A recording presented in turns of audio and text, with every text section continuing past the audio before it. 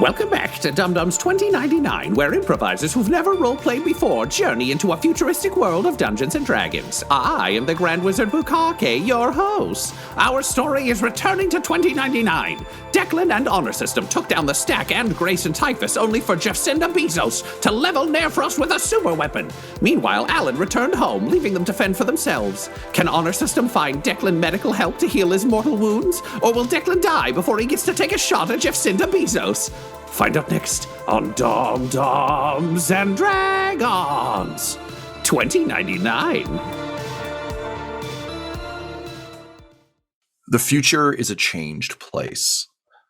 As with all major actions, the efforts of the new future, of Declan, of Honor System, of Alyn, their allies, and of course, Bourbon Sherbert, the survivalist Ribbert, the conglomerata has fallen, aided in a surprise twist by the betrayal of the CEO of Amazon, Jeff Bezos, the sentient bees who betrayed their fellow CEOs, firing a massive space weapon at Nairfrost and leveling the entire city to a smoldering crater. With the fall of the Stack and the freedom of the mages, the major source of energy for Faerun 2099, quantum energy, is gone. It exists now only in small scraps here and there, in pre-charged batteries, in various secure facilities, and has become an extraordinarily rare resource. And the havoc that the removal of this resource caused to this world that was overly reliant on it cannot be understated. As we learned in our mainstream D&D adventure when Alyn got in touch with Declan and Honor System to check in on them after the events of the Stack, planes fell from the sky, hover cars crashed through buildings, major machinery, resources, manufacturing, robots around the world powered down as interlinked batteries failed, and anything running off of the massive battery system deep underwater was rendered obsolete. This has led to a new arms race, a power race, an energy race, as the world rapidly tries to adjust to essentially a planet that was overly reliant on a single resource that made it was almost a cheat code, gave them easy access to everything they needed. Suddenly that overly abundant, overly powerful resource is gone, and they're having to now rely on earlier technologies that help to get them to that point. Electric has come back in a massive way. Oil and gas have come back in a massive way.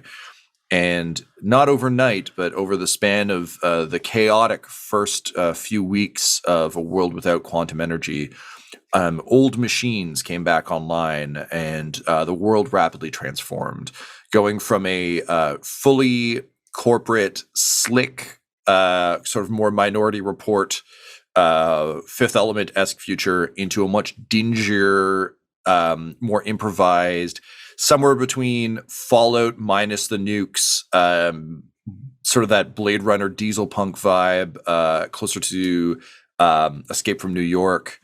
There's been sort of a rapid readjustment in society as the entire government collapsed and the major power source collapsed. And as a result, humanity and all of the other races of Faerun 2099 have begun to rebuild in spasmodic, often ill-conceived directions as everyone desperately races to become the new power in the world. Declan, in a lot of ways, this was your dream. The dream of the new future was at first to join up with the Prodigals, who you later realized weren't entirely on the level, and with the blockchain, the underground resistance movement moving against the conglomerata, which, given that it's been a hot second for all of us, as well as I'm sure all of you, dear listeners, a government based on 5 major corporations who controlled a fully consumerist, capitalistic society that secretly ran on the backs of imprisoned mages.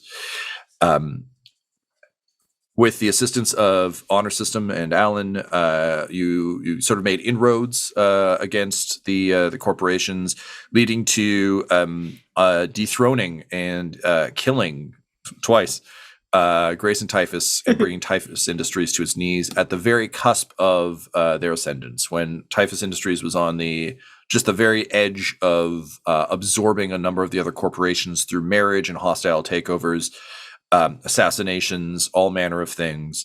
You were able to put a stop to it. Unfortunately, this was also the time that Bee-Zos decided to make his move and try and make his dream a reality, leveling Nairfrost, which obviously was never part of the plan, killing a number of your allies and friends, but also positioning himself as a new power on the globe.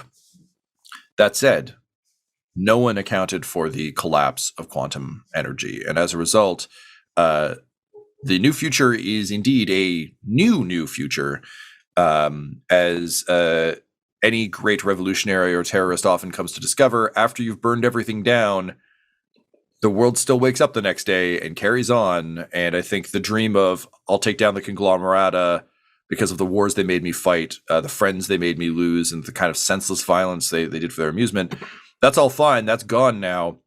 But what's starting to rise from the ashes ain't so great either, which is the unfortunate reality of collapsing a government with no plan to replace it. So, Declan, Honor System, and Bourbon Sherbert, you've had some time since the collapse of the stack, and as the world kind of changes and lurches, Declan, you had to be brought back from the edge of death, having sustained massive injuries, both in your fight against Greyson Typhus and later from Butthole, after you shot Emily, his mother, through a portal. Honor System, you've been affected as well as the collapse of quantum energy. Your core, as you know, having uploaded to an elite Ronin droid, your core was self-sustaining. All of these things were built to be able to run without being plugged into a massive battery, which is great.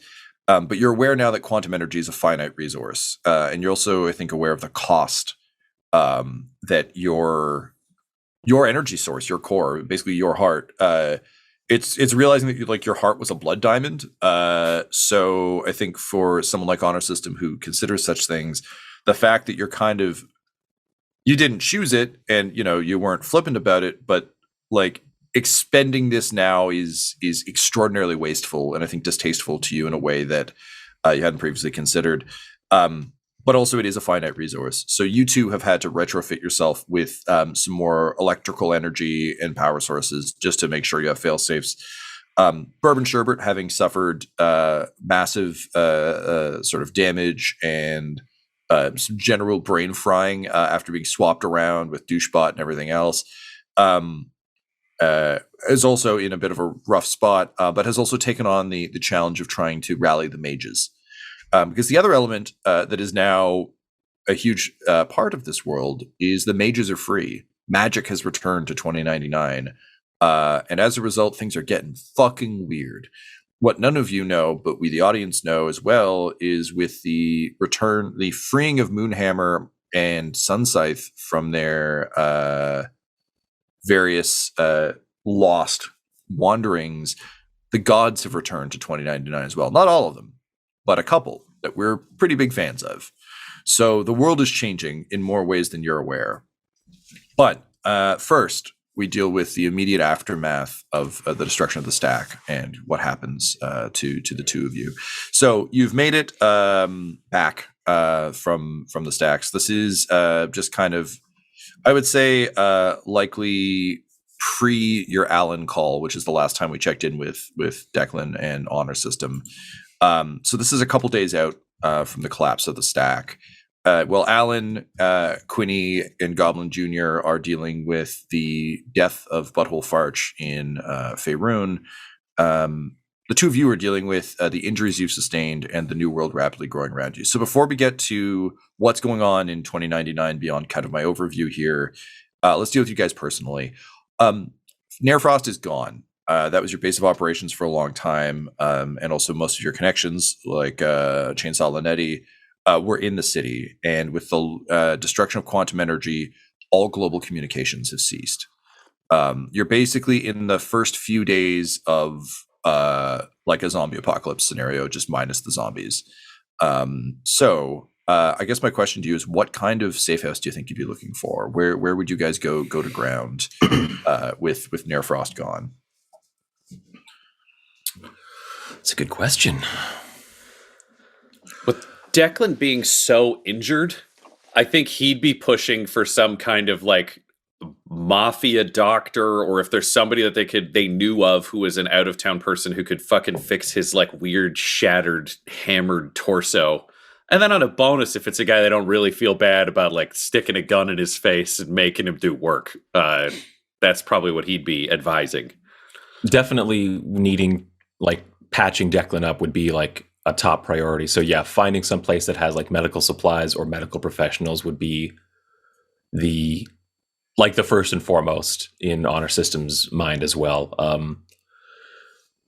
That being said, I don't think we would stay there is the thing either. Like it would be like patch us up and then we got to move. We got to find somewhere more secure to like go to ground. Okay. So to start with, just looking for like a mafia doctor, someone who could do a quick patch job. Can I please get from each of you then either an investigation or a streetwise? And this is D20 we're rolling, not 2D6, right? Yes. So that's a good point, Tyler. Thanks for bringing that up. So for this round, if you listen to our post-show chat on the previous arc, you know this. But if you didn't, that's totally fine, because I know it doesn't show up in podcast feeds. We're back in 2099, everybody. Dum Dums of Future Past is back, baby. And this time, rather than Stars Without Number, we're going to be playing with a new system called Carbon 2185, which is a cyberpunk RPG that is based on the 5th edition rule set. So we had a great time with Stars Without Number. That system can be so vicious, and it led to some of the most amazing skill check fails I've ever seen, as well as some just awesome brutality from the players, particularly Declan's execution shots always being like a skill check was mind-blowing. But given that we're just popping back for this adventure to kind of wrap up our 2099 trilogy, and it's been a long time for all of us, rather than all of us relearning that system, we figured we'd go with something a little bit easier. I'm dealing with a new baby who I'm sure you'll hear screaming in the background every so often. We've got some players who are moving house right now. It's a busy time, so we thought we'd make it easier on us and on you by using a system that's a bit more familiar. So Carbon 2185 is a cyberpunk-themed 5th edition game. We're going to be using slightly modified rules to accommodate Alyn and her magic. But otherwise, this is going to sound a hell of a lot more like D&D. So get ready for that. So yes, roll D20, please, Tyler. If you look up Carbon, you will see the character sheets are very, very similar to D&D. So skill checks, everything else works exactly the same way as D&D. So basically just think D&D, but robots. So yes, Honor System and Declan, please go ahead and roll. Nat 20. And I got a 24. Yay! Okay. So despite the situation, you guys are, I think probably based on how paranoid Declan you are in general, knowing what shady place nearby could possibly help you has always been part of the deal. So you make your way to a small settlement that is a bit of a ways out from Waterdeep. It's a little bit off the main path, and it's known as Waypoint Station. Waypoint Station is the equivalent of a truck stop gas station kind of situation.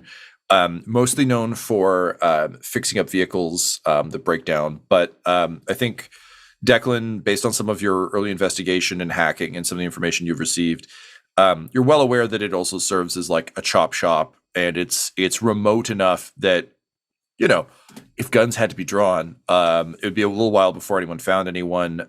More importantly, because it's outside of the major city centers, odds are that it's still got power because it's likely not running off any of their grids. So it's I think there are a few of these throughout the world. So maybe we should give this one an extra. We'll say this is Waypoint Station Delta. There are a bunch of different waypoint stations around. The Delta is a particularly shady one, and happily, it's close enough to where you dragged your asses post stack that you're able to get there pretty easily. So You arrive there, and the place is busy. There are a number of people there, basically with the equivalent of like gas canisters, but they're all like, energy cells. And basically, you realize that so much of the air, and like people are banged up and injured, and so much of the air traffic with like hover cars just fucking fell out of the sky when the quantum energy network shut down. That everyone's kind of here looking for gas or fixes, and they're just none to be had. So there's a massive crowd just kind of around the front of the station. Out back is kind of like a junkyard situation. You can see it like it's like a little tiny prison. There's like little light towers with people with rifles on them to make sure that no one loots. But there's like a proper like maintenance bay and that sort of thing. More importantly, for Declan, the injuries you've sustained, lots of spare parts. So also people get injured here all the time because it's a chop shop. So odds are someone will be able to patch you up at least long enough for you to get somewhere better if needs be. So out front you see there's a dwarf who is just like has those like big this is a dumb pull. But if you remember the Burger King Kids crew, one of them had like a big fucking cool sci-fi glasses situation. Yeah. It's basically kind of like if you've seen a VR helmet for a phone. That's kind of like one of those sad, like, look, it's kind of VR. It's just like a big phone holder. Yeah, basically a phone holder, or like those big flat underwater goggles that are meant to like give you a better view of everything, but ultimately a snorkel. Just kind of like the big flat snorkel glasses. So he's got one of those, but it's a digitized screen similar to Honor System's original setup. It has digital eyes, but they're done in that like pixelated way that you're like a digital clock has them. So like low tech, trying to look high tech. So he's wearing those. He's wearing just like a grimy jumpsuit that was clearly like a nice sky blue at some point, but now is like a shade of gray that has no name nor deserves one. And he's got a servo arm with sort of a lot of tools, but it doesn't look good. Like again, these are like, this is a chop shop guy. Like it's ramshackle. And honestly, for Declan and Honor System, like if it's one of those dumb things where like if Alyn were here, this might be like a holy shit, what's that? Like she's got a super cool arm. Because ultimately, Alyn only ever really, aside from the brain jacking you did to get her like her neural net, otherwise she's only really seen clean tech for most of your adventures. And this is like what the poor people in a conglomerate have done. So he's up there with like his big like robo arm wrapped around like just a proper megaphone, just yelling, everyone, please look. I understand your concerns. It's very strange times we're living in, and I assure you, here at Waypoint, the customers always come first. The problem is there's too many of you to come first right now. So we're working on a system of numbers. You'll have to take them. All of our computers are down, so we've got Jimmy back there just writing things with one of those, the analog stylus things. He's writing in oil. It's going to take some time. So look, you just all hang tight. We will get to you in due no. I should say we do not have any generators working right now. We cannot power up your vehicles on full juice. So get ready for that. I just want to set expectations. Okay? All right. That's great. I'm going to play some music. I'm going to play some music for you so you can all just calm your shit. Okay? You're going to calm your shit while we do the numbers. Okay? And like everyone's just yelling like, but he's obviously like just doing that thing anyone talking to an unruly crowd of customers does where he just like clicks it off and just like fucks off back into the shop.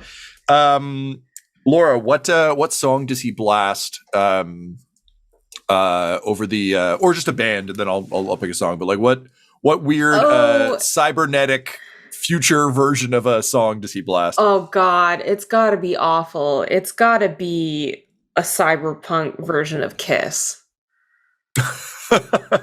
So like the band Kiss, not like Kiss by Prince, right? No.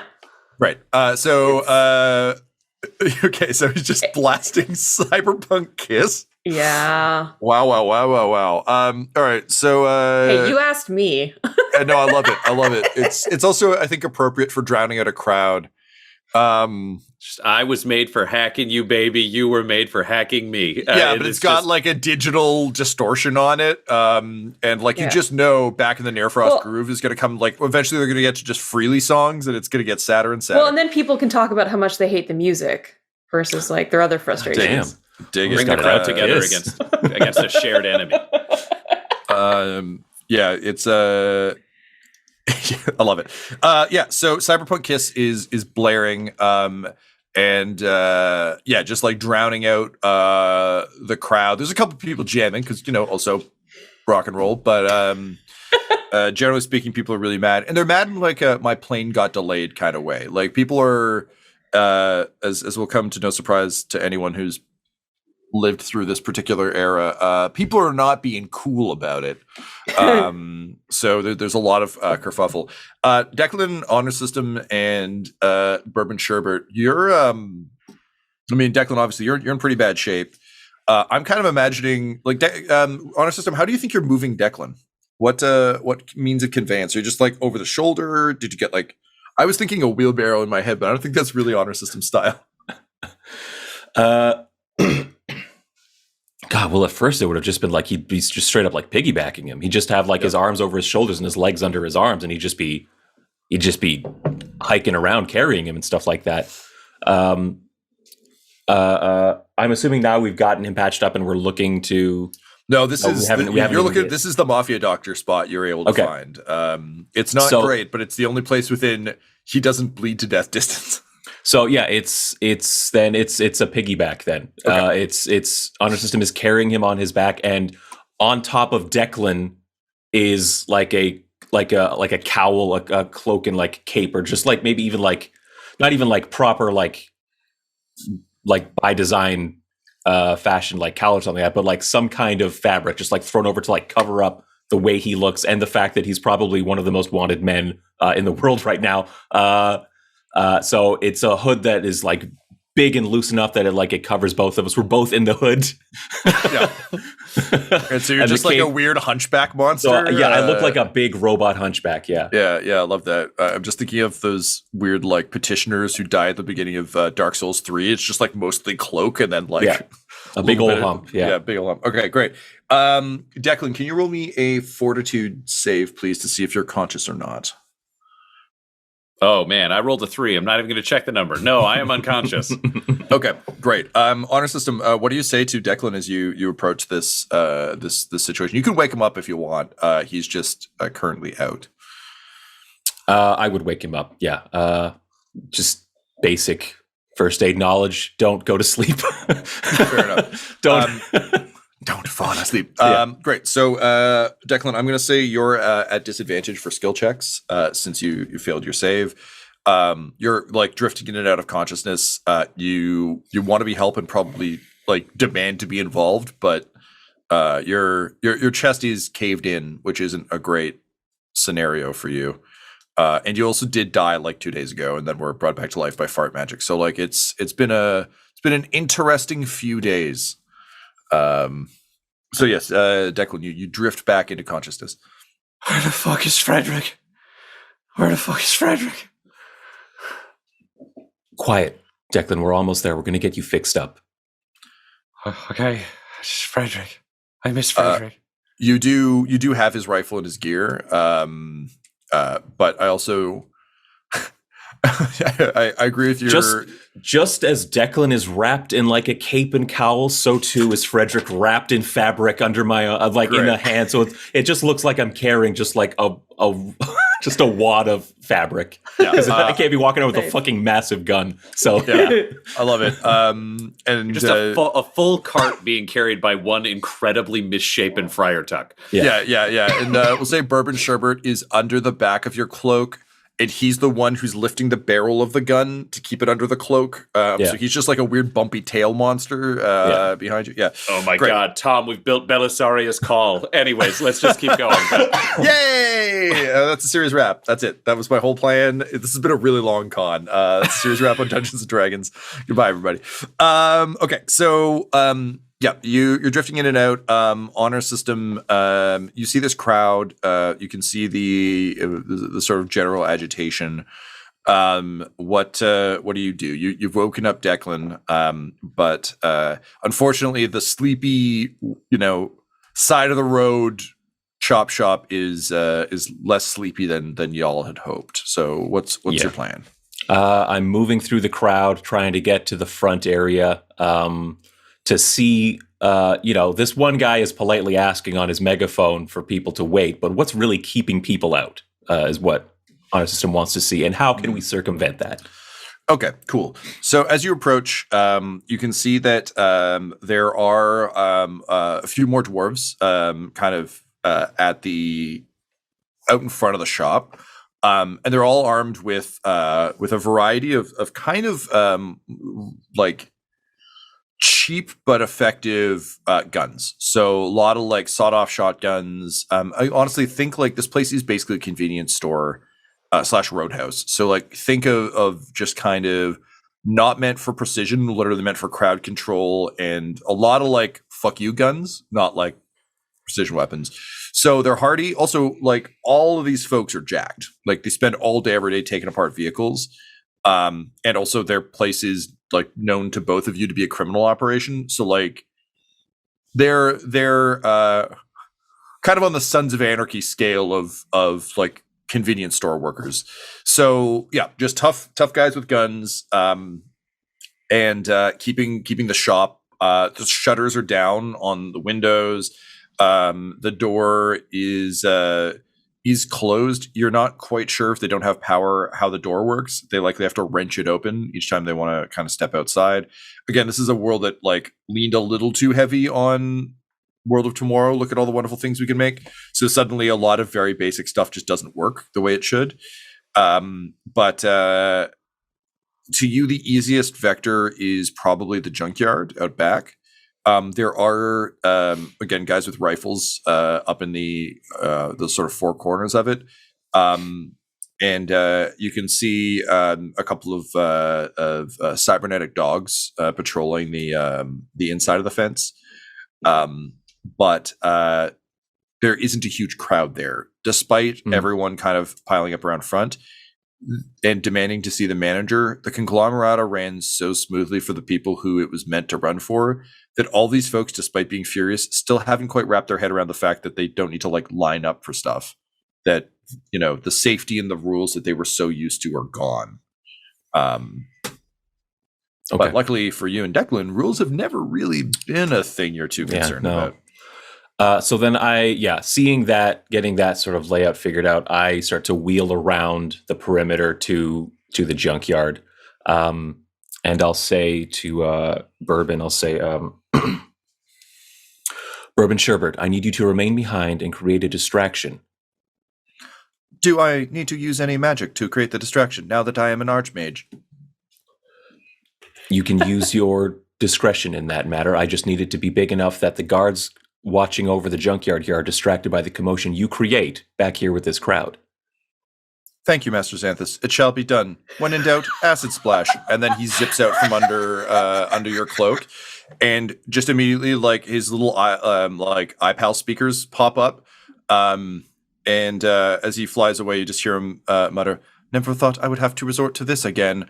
And suddenly reggae horns just blast. And it jars the crowd because throwing reggae horns down in the middle of a Kiss song is like a surprising thing to hear.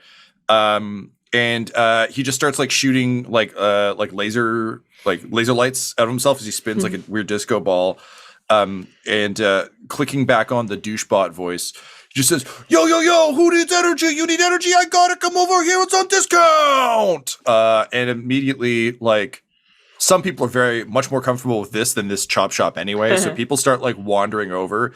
And suddenly the guy crawls back up on his little podium. He pulls out his megaphone. Well, hang on. No. I assure you, we have the best prices. Do not listen to this robot. And he starts like cranking up Kiss. And basically Bourbon Sherbert, the distraction Robert, and the way station, so the waypoint foreman get into a shouting match about who's got better deals on power. And the crowd is like kind of confused, but it is a hell of a good distraction because now there's like crowd control going on. There's a lot of noise. The crowd is arguing with itself. And Kiss and we got dueling songs now. Just like he's blasting Avicii, but like a more cyberpunky version with reggae horns. Kiss is happening, and just generally there's a cacophony of bullshit going on. Okay. What do you do? The junkyard is fenced off, walled off, or is it just kind of open? Yeah, it's fenced off. You get the sense that it likely would have been electrified back in the day. The good old days of 2 days ago. Right. So now it's like the cyber mastiffs and the snipers. That said, because of the distraction, you can see that the ones closest to the front, like closest to the chop shop proper, are now like keeping an eye on the crowd, not really certain what's going on. You also get the sense like this is a known mob chop shop, so like people shouldn't be fucking with this place. So a lot of these sentries likely aren't like the best sentries available. They can usually just kind of like sit up there with a rifle and like that's enough. They're just a deterrent. Okay.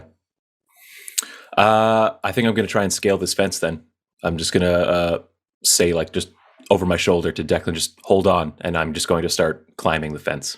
All right. Declan, do you say anything to that, or are you still just like trying to hold on to precious consciousness? I feel like he's, oh, fuck me. All you hear out of him as the fence starts climbing. All right. So honor system, I'll take an athletics. Yeah, athletics or acrobatics, please. My choice? Goody. Let's go acrobatics then. Well, I feel like a very, very fast robot isn't going to be like, I will climb. But I don't know. I don't know your new character sheet. That's a 15. Okay. Total. Yeah. Acrobatics. So we established back at MechFest that the Ronin bots are nimble. That they give up bulk for speed. So you're able to rapidly scale the fence. Are you trying to do this in such a way that the sentries won't see you, or do you care? Such a way that the sentries won't see me. Yeah, can you roll a stealth check, please? And at disadvantage because you have your Declan backpack. Yeah, I rolled a 3 and a 4. So with stealth, that's an 8. 8? Okay. Stealth. So both the sentries at the back see you. The two up front are too distracted. And you just hear one lady yell, Hey, you! Get off my fence! And they are going to open fire on you. So they're both going to take a pot shot. They're surprised, so they're firing at disadvantage. What is your AC? 19. 19? That's a nat 20, so that one's good. And the other one is not. So one of them is going to ping you for 14 points of damage.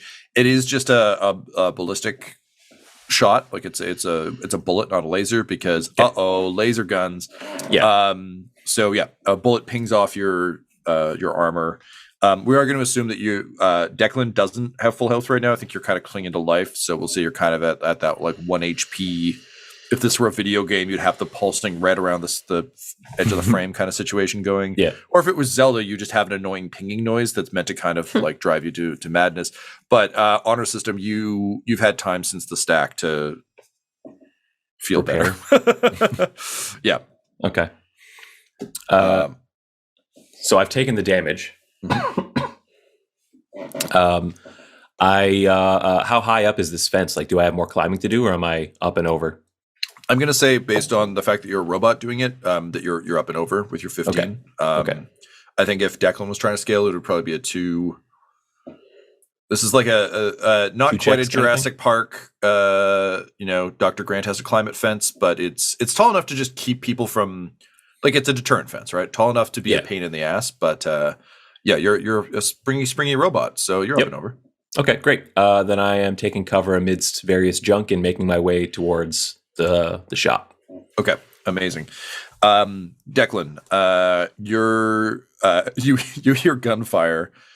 You feel honor system shift at the last moment to take the hit that otherwise would have gone through you. Is there anything you'd be doing during this other than just trying to like cling to consciousness?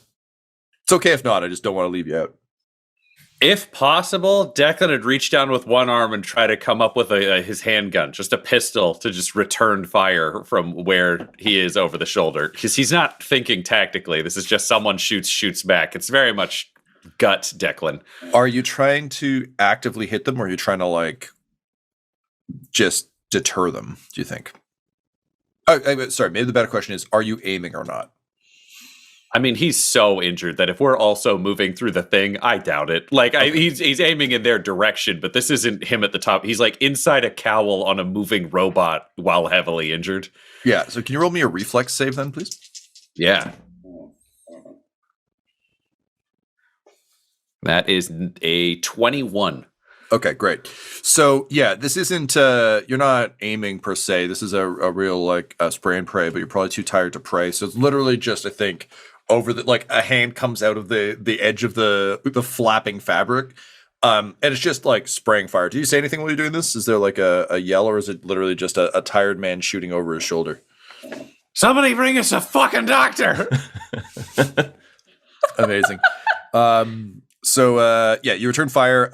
They both failed their checks, so they duck behind. Again, these are basically rent-a-cops. They're not expecting this. So as soon as the gunfire opens up, they both duck behind, which will buy you enough time to make it through to the thing without further attacks from them.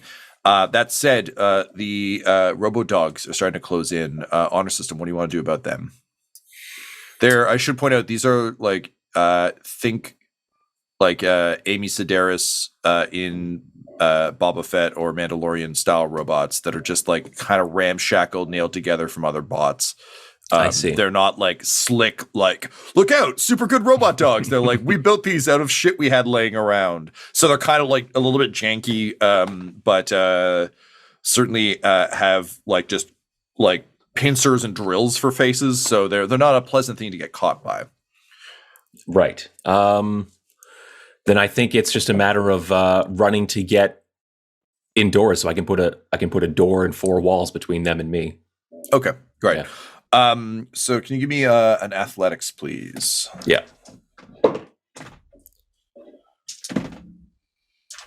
Uh, 15 again. 15.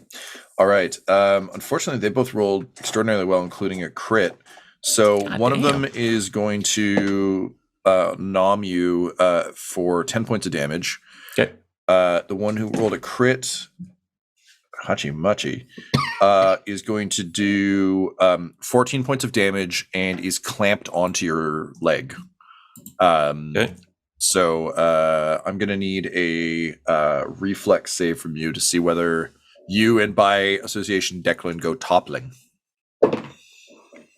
11 plus 5, 16. 16.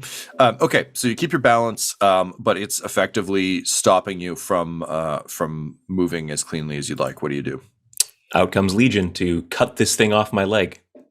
All right, go ahead and roll your attack, please, sir. That's a 23 to hit. Oh yeah, that'll do.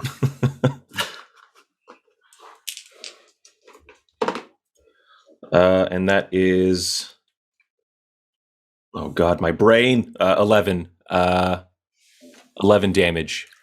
Is it alive? Boy, howdy, do I have some good news for you, sir. K9 Mech has 11 HP. Okay, great. Hey. Okay. Just leave it at 1 attack then. Yeah, so just like clean slice away, and you and Declan are able to make it into the back of the shop and slam the door closed. Once you get in, you're immediately hit by that awful burning electric smell that usually means your house is about to explode, or that you bought a bad power bar. I've had both, not the exploding house, but the smell and the like, ooh, we should turn off this vibe. mixed with just sort of sense of like tobacco, marijuana, just like intoxicants on the air. Honor system, I don't think you might get like an indicator that this is what's happening. I might be able to like a spectrometer, like telling me what those sources 100%, are. But yeah. it means, it means nothing in terms of the impact it has on me. Yeah, for sure. Whereas Declan, you're just hit with like, and it's enough, I think, to like wake you up a little bit, because this is like truly just bad smells in terms of like, right, this is like a hangout clubhouse lounge, but also a chop shop. So I think the right place for you for this, but also like it's stanky in here. And immediately you kind of come to looking around, and it looks like a frat house in here. There's like, you know, an overly used couch that's like sagging from overuse. There's like, you know, like a big picture of like a naked orc dude just in like a Magic Mike pose. Next to him, there's like two elf ladies making out in that like frat house poster of like that college kiss. dorm thing. Yeah. There's like several Kiss posters for Faerun 2099 Kiss, which I think is probably like, I think elves. I think it's like an elven band, but still wearing the makeup, of course. But with cyberpunk accoutrements, so everyone has like some weird bullshit. Yeah, their fans call them Kiss, but everybody else calls them K155. Yes, I K155, absolutely. Knights in 155 service. There's like just empty Bud Light Rattlers everywhere. The place is a mess. But it does open up into a massive garage where you can see they're like taking apart vehicles. There's definitely like some shady shit going on, but perhaps most happily, these guys have black market cybernetics. That's how they do their business. So they have like basically like a med bay set up for them for like repairing their bits. And it looks like exactly the kind of shit that Declan could use. That said, it is not clean in here. It is not sterile. You wanted a mob doctor, you found one. But this might be your best shot for getting Declan back up on his feet. Yeah. As soon as you walk in, though, like one of the dwarves just like comes out of the bathroom, and she's just like doing that awkward, like kind of gross, like hoisting her pants back up with one hand while scratching her ass thing, and just stops and kind of looks at both of you and goes, "Hey there. Did you get a number from Jimmy?" Yes, we're number one. Okie dokie. And she just like finishes hiking her pants up and like ties them off and walks out and just yells, "Hey, Vipples, we got a situation back here. We might need your help." And the foreman comes stumbling back, and he's like, "If you're out of toilet paper again, I told you, that's on you to, oh shit." And he raises the megaphone like a gun and just says, "Oh, I've got a sonic cannon. Don't rob us." I approach him. Fuck. He does pull the trigger just with hope in his eyes. So do the little built-in siren of like, woo! yeah, 100%. The lady dwarf like hits the deck and then realizes that it isn't, and she's just like, "Oh, Vipples. And he's like, "Oh, I know. I'm sorry. Hey, look, we don't want any more trouble than we've already got. So I guess you can take what you want, but you got to understand, we don't have any power for your air car. Like, I don't know if you've got a seahorse or anything out there. You can take parts for it. That's fine, but just don't. Look." Pull back the hood to reveal Duncan's face up near mine. You mean Declan McCready? There we go. The first one, baby. Hey! First of many. We'll save. Yeah. I reveal Declan's face, and I actually kind of bring him around. I hold him, cradle him in my arms, and say, he needs medical attention. Oh, yep. That is, And the Manda, the lady dwarf, comes over and just looks in. She goes, Hey, I don't think rib cages are supposed to be that shape. And Vipples is like, oh, good point. Good. That was my assessment as well. Okay, all right. Yeah, interesting. Okay. Well, look, we're not like a hospital here, right? You know what we can do. And he just holds up his robot hand in kind of a like, you sure about this kind of way? This is the only option we have.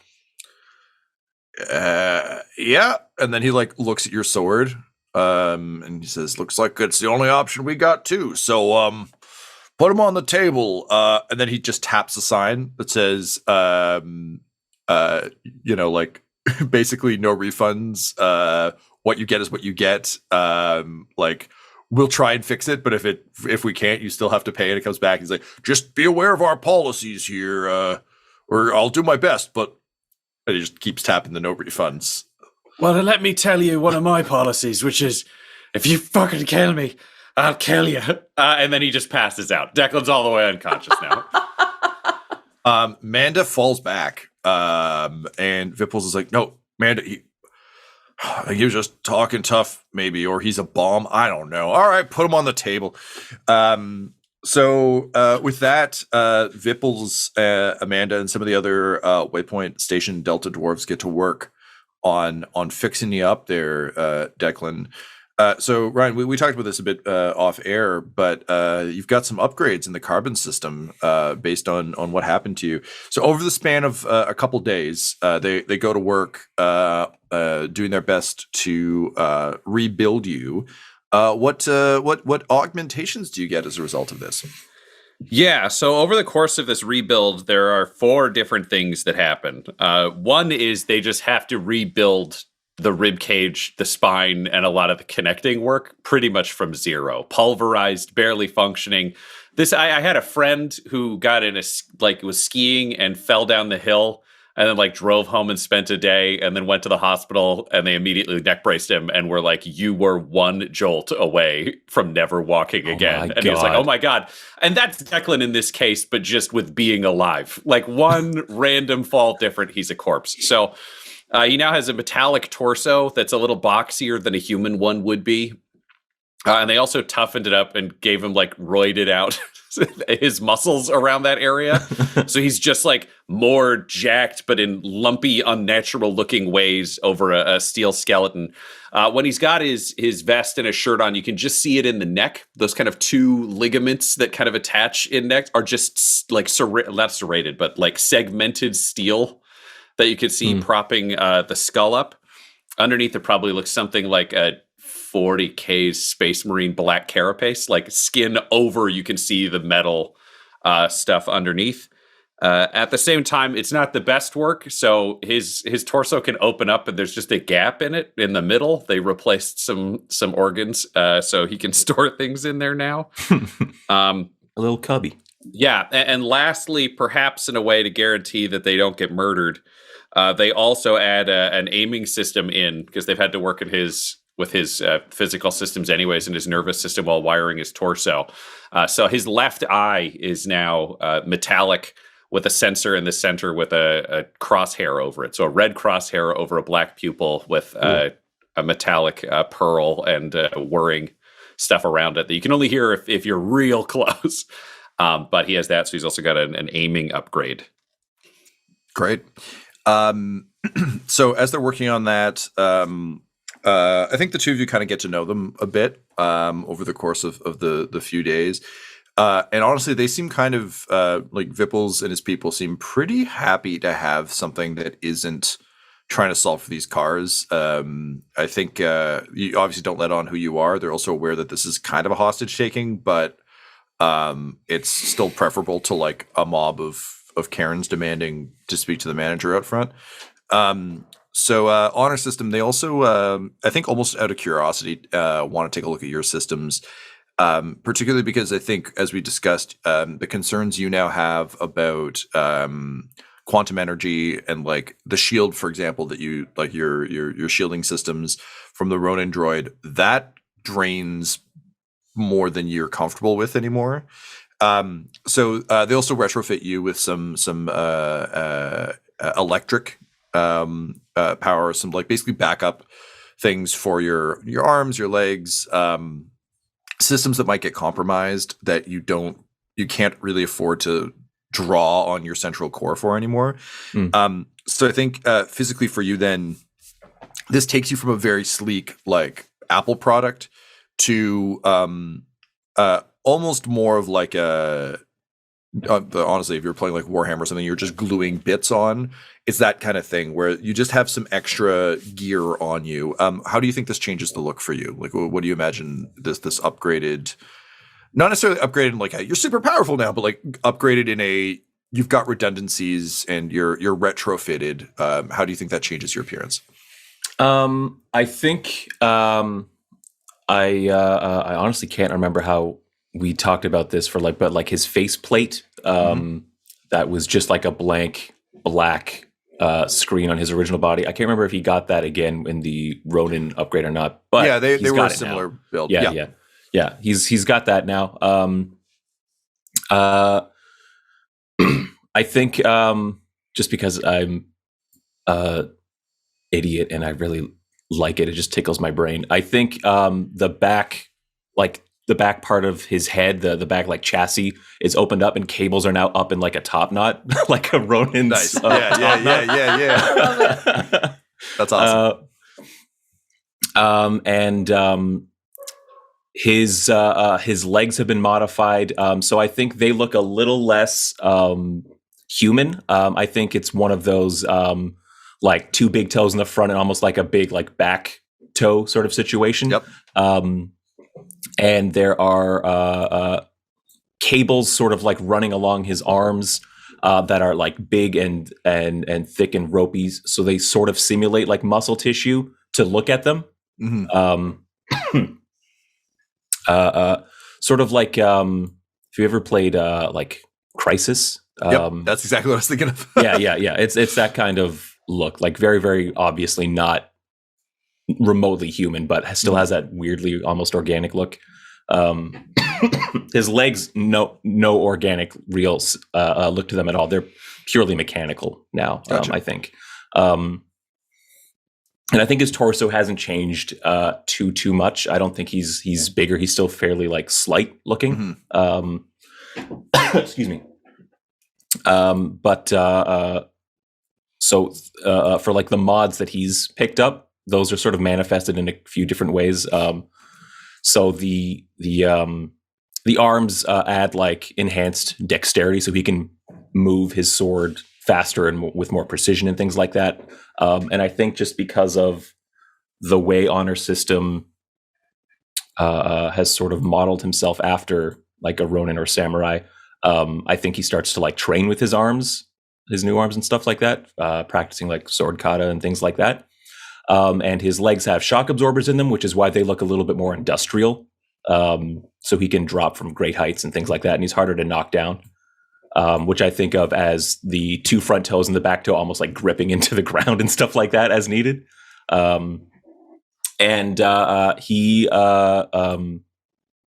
has some sort of upgrades for his faceplate as well, which I think is represented by basically like they just took off the back half and went inside and made some upgrades for things like sensors and being able to detect things.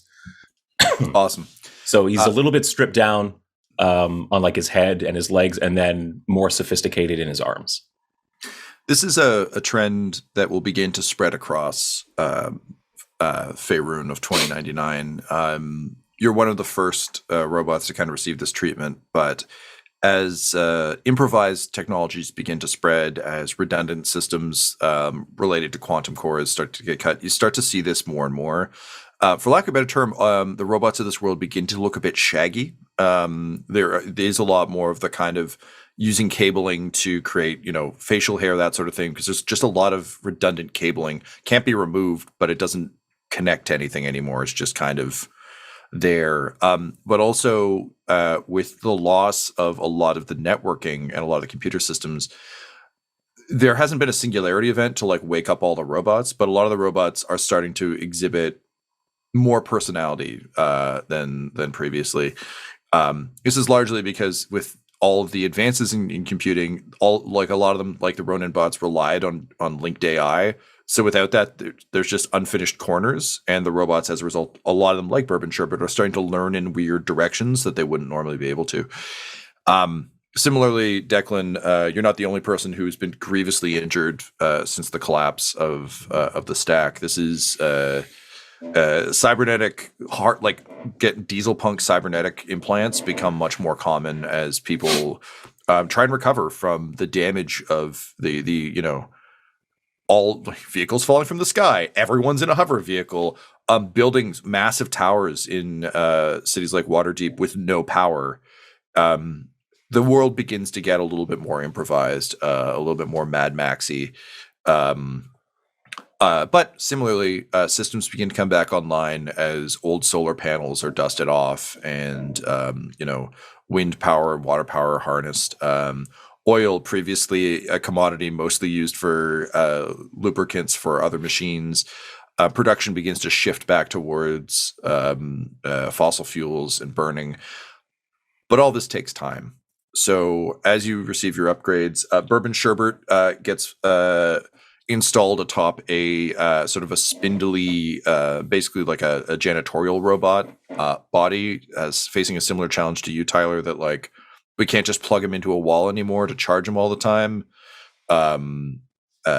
The repulsors take so much energy that he's kind of set up on a spindly, thin robot frame, and inexplicably starts wearing a cloak wrapped around it, and seems to have kind of fashioned for himself a staff. But the three of you recover. Declan, it takes you a little while, but it isn't too long before you attempt to reach Alyn using the technologies available to you. You assure her that things are what they are. You start to get news of the mage uprisings, of the quest for power, all that sort of stuff. Bourbon Sherbet has been getting a little bit stranger as time goes on. He mutters to himself frequently, which isn't unheard of. But speaking of things like the Great Collide, just odd things, nonsense things, weird ghosts of code from the various things he's experienced. But it isn't long before you're ready to move on. You've stayed here as long as you possibly can, and you need to get set up somewhere because you're cut off. You don't know what's happened with the twists. You don't know what's happening with House Duerden, and you don't really know what's happening with the rest of the world. So by this point, you've kind of reached a sort of critical decision point here about how you deal with Waystation Delta. Or Waypoint Delta. Vipples, Manda, and their people have taken pretty good care of you, all things considered, but definitely under duress. Honor System's never been offline during any of this. He's been ready with sword. Or Bourbon Sherbet's been standing by threatening fireballs, which no one is really sure what he means, but everyone understands the basic idea. And Declan, I think as soon as you could have a gun in your hand, you have a gun in your hand. So they've dealt pretty evenly with you, all things considered. How do you deal with them before you continue on your way? I think, as I'm assuming, it takes Declan a little bit longer to recover than it would Honor System for being upgraded and augmented. Yeah, he's not going to be up and about, but basically it's after the surgery is done and he's recovered enough to not be on death's door. I feel like for both of you, that's the time to get the fuck out of Dodge. Yeah, because to your point, he is.